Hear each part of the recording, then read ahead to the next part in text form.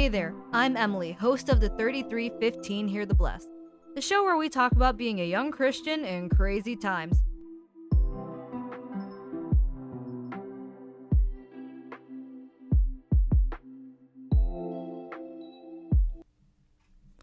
Hey there, ladies and gents. Welcome back to another episode of the 3315. Today, since May is Mental Health Month, this episode is going to be on mental health. Surprise, surprise. Specifically on how to care for it.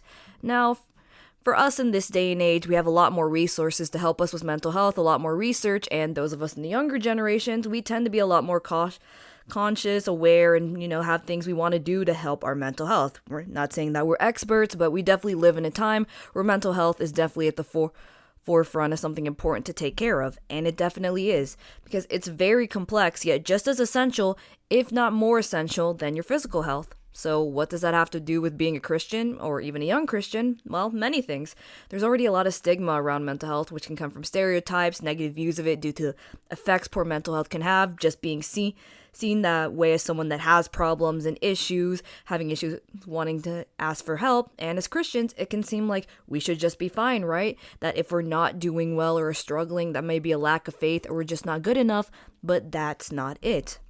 As Ecclesiastes 3 verses 1 through 8 says, "For everything there is a season, and a time for every matter under heaven, a time to be born and a time to die, a time to plant and a time to pluck up what is planted, a time to kill and a time to heal, a time to break down and a time to build up, a time to weep and a time to laugh, a time to mourn and a time to dance, a time to cast away stones and a time to gather stones together, a time to embrace and a time to refrain from embracing, a time to seek and a time to lose, a time to keep and a time to cast away, a time to tear and a time to sue, a time to keep silent and a time to speak, a time to love and a time to hate, a time for war and a time for peace."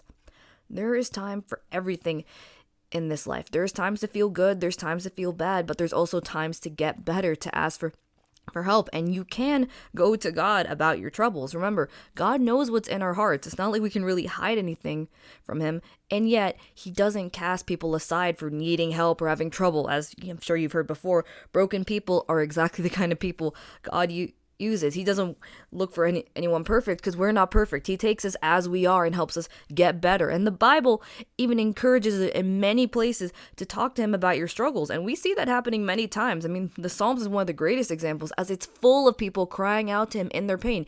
Even David, the king, the man after God's own heart, struggled and cried out to him in his struggles. If someone like that could do it, then you can as well. God will listen and God will be with you through that. And as Philippians 4 verses 6 through 7 says, "Don't be anxious about anything, but in everything by prayer and supplication with thanksgiving, let your requests be made known to God, and the peace of God, which surpasses all understanding, will guard your hearts and minds in Christ Jesus." You won't be punished for feeling how you feel. You can go to God and he will listen and he will comfort you.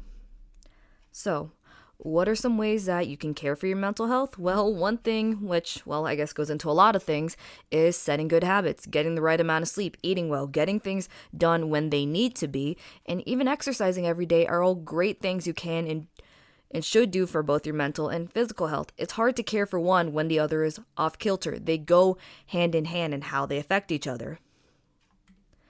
And exercise doesn't need to be anything too extreme. You don't need some big, rigorous routine like you're going to be, trying out for the Olympics or you're The Rock. It can just be as simple as going for a nice 30-minute walk, either outside or maybe if you have a treadmill or want to go to the gym, you can do that, which can also do you some good. If you're going outside, you get some fresh air, maybe go to the park, get a nice view of things, change up your scenery a little bit. But it's good to get moving, because just sitting around, you're not really you're doing much. And if you're not feeling the best, you're just going to kind of be sitting there with bad thoughts or just feeling bad.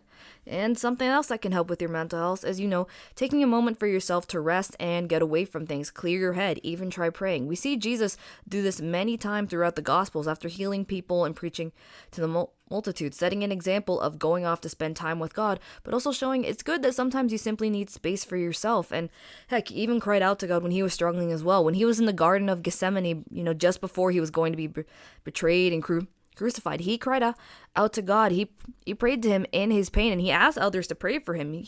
Even Jesus himself was crying out out in pain. If he could do it, you can do the same. And there's nothing wrong with just asking for a bit of help or just venting it out. You need to do that. Talk to someone you trust, or if you want a more private way to vent, write down how you're feeling. And, of course, as it says in Matthew chapter 6, when you pray, go by yourself, close the door, and be with God. It's just between you and God. And for more serious issues, maybe consider seeing a therapist. You're not any lesser for seeking help.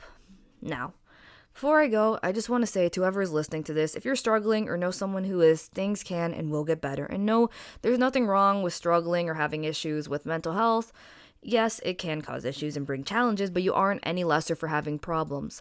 We all have trials and hard seasons in this life, but we don't have to go through it alone. As Psalm 23 verse 4 says, "Even when I walk through the darkest valley, I will not be afraid, for you are close beside me. Your rod and your staff protect and comfort me." God bless you, and thank you for listening.